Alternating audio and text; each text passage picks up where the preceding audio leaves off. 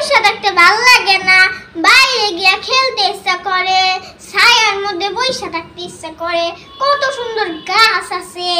আর একটু যদি বাইরে যাই, বাইরে গেলেই সাথে সাথে আম্মা খালি ডাকা শুরু করে, এই কই গেলি, আসস না কেন, নাই কেন লাগবো নাকি ডাকার জন্য? কি করবো, হায় রে, খালি ডাকাডাকি শুরু করে। পরে যদি দেরি করে আসি, ওই বলে, কি রে তোর এতক্ষণ ধরে ডাকতেছি, আসস না কেন, এত দেরি করস কে? আর দেরি করে আসলেও সমস্যা, একটু তো খেলা লাগবেই না। হায় রে কপাল বলতেই থাকে। তখন আমি বলে, আম্মা বারবার খালি কপালে ডাকো কেন, কপালে কি হয়েছে?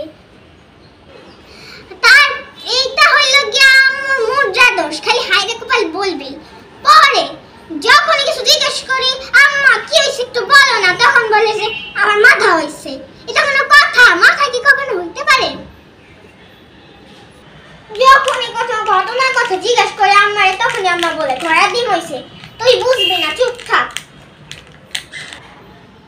এই যে পড়াশোনার টেবিল অগোছালো থাকলে আম্মা বলে, এখানে মনে হয় কোনো গরু এসে পড়াশোনা করছে, এত অগোছালো গুছাস না। তখন আমি বলি, গরু আসলো কোত্থেকে, গরু এখানে কেমনে আসবে, কেমনে পড়াশোনা করবে? আম্মা যখন ডাকে তখন আমার হাতে সময় দেয় না, বলে দৌড় দে তাড়াতাড়ি আয়, দৌড় দে। কোন তো সময়ের আগে কি আগে দৌড়ে উড়ে যেতে পারবো? এই গরমে চুলে তেল দিতে ইচ্ছা করে না, তাই চুলে তেল দেই না। তখন আম্মা বলে, দেখছস তোর চুল কিরকম ধান গাছের মতো হয়ে গেছে। তখন আমি বলি, চুল ধান গাছের মতো কেমনে? আমার চুল ধান গাছ কেমনে সম্ভব?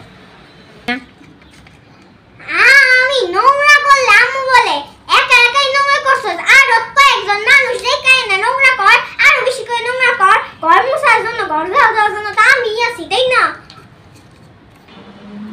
যখন স্কুলে যাওয়ার আগে একটু লিপস্টিক দিয়ে সুন্দর দেখার জন্য, তখন আম্মু বলে, চল তোর পার্লারে নিয়ে যাই, আর একটু ভালো করে মেকআপ শেকআপ কইরা পরে স্কুলে যাই। স্কুলে তো যাইতেছিস না, মনে হয় কোথাও ডান্স করতে বা ফাংশনে যাইতেছিস।